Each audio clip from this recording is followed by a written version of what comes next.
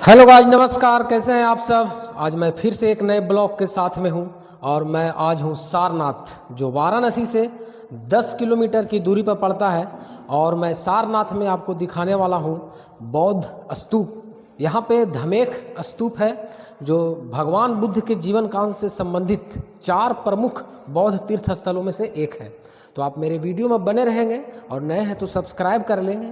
ये सारनाथ में क्या है और कब इसकी खुदाई हुई थी, यहाँ पे क्या क्या निकले हैं, ये धमेख बौद्ध स्तूप कब बना है, कौन बनाया है, मैं इसकी सारी जानकारी दूंगा। तो मैं पहुँच चुका हूँ सारनाथ में। देखिए ये बाहर का नज़ारा है। सारनाथ आप जब भी पहुँचेंगे तो यहाँ पे उतर के, और ये मेन एंट्री गेट है, यहीं से मैं आपको दिखा रहा हूँ। देखिए ये मेन एंट्री गेट है और मैं अब अंदर चलूँगा। इसके पहले यहाँ पे टिकट चार्ज लगता है, आपको लेना पड़ेगा। जो ऑनलाइन टिकट की व्यवस्था है, आप अपने मोबाइल से स्कैन कीजिए और टिकट लेकर आप अंदर जा सकते हैं। तो ये जो भगवान बुद्ध के जीवन काल से संबंधित 4 प्रमुख बौद्ध तीर्थ स्थलों में से एक है। देखिए यही है, यहाँ पे स्कैन कीजिए अपने मोबाइल से और मात्र 20 रुपया चार्ज है इसका। अपने मोबाइल से 20 रुपया कटवाइए और टिकट लेके अंदर एंट्री कीजिए। और देखिए मैं अब अंदर एंट्री ले रहा हूँ। तो जो पहला है वो लुम्बिनी नेपाल में है, जहाँ भगवान बुद्ध का जन्म हुआ था। और दूसरा जो है वो बोध गया, जो बिहार के गया जिला में है। और तीसरा है जो यहाँ पे सारनाथ, जो उत्तर प्रदेश के वाराणसी जिला में है, जहाँ पे मैं भी हूँ।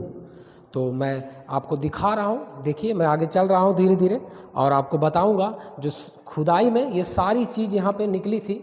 बहुत ही सुंदर नज़ारा है। तो वीडियो में बने रहें और आगे क्या क्या है मैं आपकी सारी जानकारी और पूरा हिस्ट्री आपको बताऊँगा। तो देखिए मैं अंदर आ चुका हूँ और ये अंदर से ही मैं आपको दिखा रहा हूँ ये यहाँ पे का नज़ारा। ये जो भगवान बुद्ध की जो ये प्रमुख तीर्थ स्थल है, यहाँ पे लोग विदेशी बाहर से भी आते हैं और बहुत ही टूरिस्ट पर्यटकों का यहाँ पे भीड़ रहता है हमेशा। खास करके ये बैसाख माह की पूर्णिमा का दिन जो है यहाँ पे ज़्यादा भीड़ रहता है। देखिए अगर टिकट लेके आते हैं तो यहाँ पे आपको टिकट चेकिंग होती है, तब आप यहाँ से अंदर घूम जा सकते हैं। यही ये सारनाथ जो है, भगवान बुद्ध ने अपना पहला उपदेश दिया था। यहीं से उन्होंने धर्म चक्र परिवर्तन प्रारंभ किया था और यहीं पर स्वयं भगवान बुद्ध ने प्रथम बौद्ध संघ की भी स्थापना की थी।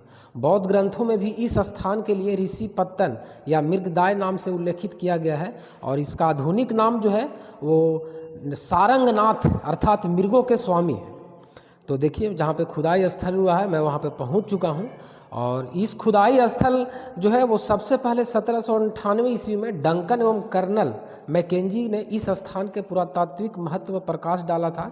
इसके बाद कई उत्खननकर्ताओं ने कई चरणों में यहाँ उत्खनन कार्य किया, जिसमें अलेक्जेंडर कनिंघम जो 1835 से 1836 ईस्वी तक के खुदाई किए। फिर मेजर की टट्टो और जो 1851 से 1852 ईस्वी तक, और एक F.O. आर्टेल जो 1904 से 1905 ईस्वी तक, और सर जॉन मार्शल जो 1907 ईस्वी में खुदाई किए थे, जो भारतीय पुरातत्व विभाग के महानिदेशक भी थे। उसके बाद H.M. हरग्रीव्स जो 1914 से 1915 ईस्वी तक खुदाई किए थे, तथा दयाराम साहनी ने भी इस खुदाई में इनका प्रमुख स्थान है, जो हड़प्पा स्थल की खुदाई की थी 1921 ईस्वी में। तो देखिए आपको सामने नज़र आ रहा है धमेख स्तूपा। मैं वहाँ भी चलूँगा और आपको दिखाऊंगा। पहले ये आप देख लीजिए शानदार नज़ारे, एक से एक जो खुदाई स्थल मिले हैं और इसे संरक्षित किया गया है। और ये जो सारनाथ है, ये खुदाई स्थल धमेख स्तूप, ये भारतीय पुरातत्व सर्वेक्षण विभाग के अंतर्गत आता है। तो आप जब भी वाराणसी आएँ तो यहाँ पे ज़रूर घूमें। और देखिए यहीं पे एक शानदार जंगल बना हुआ है और ये घेरा हुआ है। यहाँ पे देख सकते हैं आप, हिरन है, बहुत सारे हिरन आपको यहाँ पे दिखाई देंगे जब भी आप आएंगे। इस अंदर में एंट्री जब करेंगे तो आपके किनारे में एक बना हुआ है, देखिए ये हिरन है। और इस तरह से बहुत सारे सिर्फ यहाँ पे हिरन ही आपको देखने को मिलेंगे। तो आप जैसे घूमेंगे तो बाउंड्री मारा हुआ, बाउंड्री के अंदर से आप देख सकते हैं एक से एक हिरन आपको बहुत सारे दिखाई देंगे। ये जो जंगल है ये वीरान है, जहाँ पे यहाँ पे ज़्यादा हरा भरा नहीं है, फिर भी हिरणों की रहने के लिए पूरी व्यवस्था की जाती है, रहने के लिए, खाने पीने के लिए। और हमेशा ये एक लिमिटेड जगह है, यहीं पे अपना ये घूमते फिरते हैं और यहीं पे हिरन रहते हैं। आप अगर आते हैं तो इनके खाने पीने के लिए भी कुछ लेके आ सकते हैं। देखिए हरी हरी घास खा रहे हैं, आप यहाँ से घास नथी करके भी दे सकते हैं, ये खा लेते हैं। तो आप वैसा कुछ है तो आप लेके आ सकते हैं। ऐसा अलाउ तो नहीं है, लेकिन आप आएँ तो आप अपने नज़दीक भी बुला सकते हैं और ध्यान से देख सकते हैं, बगल से देख सकते हैं हिरणों को यहाँ पर। तो जब यहाँ पे गौतम बुद्ध जब यहाँ पे आए थे बोध गया में ज्ञान की प्राप्ति होने के बाद, तो अपने यहाँ पे 5 शिष्यों के साथ आए थे और प्रवचन दिए थे, जिसमें पहला शिष्य थे कौंडिन्य, दूसरा अस्साजी, तीसरा विद्या, चौथा वप्पा और पांचवा महानामा। ये पांचों शिष्यों के साथ यहाँ पे प्रवचन दिए थे और पहला उपदेश दिए थे अपना, और इसके बाद बौद्ध धर्म का प्रचार प्रसार बहुत तेज़ी से होने लगा था। तो देखिए यही मेन धमेख स्तूप है। इसके अलावा एक यहाँ पे एक और स्तूप है जो चौखंडी स्तूप है, तो मैं वहाँ भी आपको ले चलूँगा, जो आपके इसके बाद मैं वहाँ पे आपको दिखाऊंगा। एक बहुत बड़ा संग्रहालय भी है जहाँ पे सारी खुदाई में जो निकले थे वहाँ पे रखा हुआ है, सारी वस्तुएं, मूर्तियाँ बहुत सारी रखा हुआ है। और देखिए यहीं पे जो स्थान है, ये फील्ड आप जो देख रहे हैं, यहाँ पे लाइट एंड शो का भी कार्यक्रम प्रत्येक दिन होता है। और ये जो लाइट एंड शो का कार्यक्रम होता है वो शाम को 6 बजे से 7 बजे और दूसरा 7:30 से 8:30 बजे तक होता है। तो प्रत्येक दिन 2 चरणों में यहाँ पे लाइट एंड शो का कार्यक्रम होता है, जिसमें भगवान बुद्ध से जुड़ी सारी कहानियाँ दिखाई जाती है, इतिहास के बारे में बताया जाता है।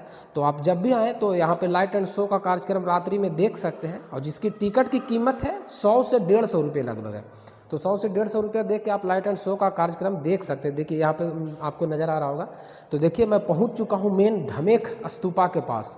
इस स्तूप का जो निर्माण है वो मौर्य सम्राट अशोक ने 500 ईसा पूर्व में बनाया था, लेकिन उसके पहले 249 ईसा पूर्व में ये बनाया गया एक पुराना ढांचा था, और उसी के जगह पर ये अशोक ने इसको फिर से दोबारा निर्माण करवाया था। इस स्तूप की जो ऊंचाई है वो 43 मीटर ऊंचा है और 28 मीटर चौड़ा है, और ये पूरा जो स्तूप है वो मिट्टी और ईंटों से बना हुआ है, लाल मिट्टी से और ईंटों से बना हुआ है। और अभी देख सकते हैं इसमें काम भी जारी है, क्योंकि मरम्मती कार्य कराया जा रहा है। तो आप जब भी आएँ तो ये धमेख स्तूप को देखें। और अगर आप यहाँ सारनाथ पहुँचना चाहते हैं तो अपने अपने शहरों से वाराणसी के लिए स्टेशन ट्रेन आती है, वहाँ तक आ जाए, और नहीं तो आप सारनाथ तक भी ट्रेन आती है। तो अपने अपने जगहों से अगर सारनाथ के लिए डायरेक्ट ट्रेन मिलती है तो आप यहाँ तक डायरेक्ट आ सकते हैं, और नहीं तो बनारस जो वाराणसी जंक्शन है वहाँ तक आए, और उसके बाद वहाँ से ऑटो या बस से भी आप यहाँ पर आ सकते हैं, पहुँच सकते हैं। तो चलिए मैं बाहर निकल चुका हूँ और अब मैं जाने वाला हूँ संग्रहालय, जो बहुत ही पुराना संग्रहालय है ये सारनाथ का, और ये भारतीय पुरातत्व सर्वेक्षण का प्राचीनतम स्थल है। देखिए यहीं से मैं बाहर से आपको दिखा रहा हूँ, ये संग्रहालय है, और इस संग्रहालय में बौद्ध मूर्तियों का विस्तृत संग्रह है। देखिए वो मेन गेट बंद था और यहाँ से गेट ये खुला हुआ है, और इसकी टिकट मात्र 5 रुपये है। आप यहाँ से भी आप ऑनलाइन देखिए, बाहर में ये स्कैनर लगा हुआ है, यहाँ से भी आप स्कैन करके 5 रुपये टिकट मात्र इस म्यूजियम का, इस म्यूजियम में जाइए और पुरानी जो खुदाई में वहाँ पे मूर्तियाँ निकली थी आपको दिखाई देंगे। देखिए ये आपको नज़ारा दिखा रहा हूँ। ये संग्रहालय 1910 ईस्वी में स्थापित की गई थी, और इस संग्रहालय में 5 दीर्घाएँ हैं, 2 बरामदे हैं। देखिए बरामदा आपको नजर आ रहा है, जिसमें 3री शताब्दी से 12वीं शताब्दी तक की प्राचीन वस्तुएं हैं। और देखिए अशोक का सिंह स्तंभ है जो बलुआ पत्थर से बना है, इसमें 4 भारतीय शेर है और अशोक चक्र है जो भारत के राष्ट्रीय ध्वज में केंद्र में रखा जाता है, और इसमें उल्टा आकार का कमल का फूल भी है। और जो म्यूजियम है वो शुक्रवार को बंद रहता है और बाकी दिन 9 से 5 बजे तक के ये खुला रहता है। तो अब देखिए मैं म्यूजियम से भी बाहर आ चुका हूँ और मैं आपको ले चलता हूँ। एक बहुत ही थाई मंदिर है जो ये वर्तमान में बना है, पहले ये नहीं था क्योंकि खुदाई के बाद ये बहुत दिनों के बाद बना था।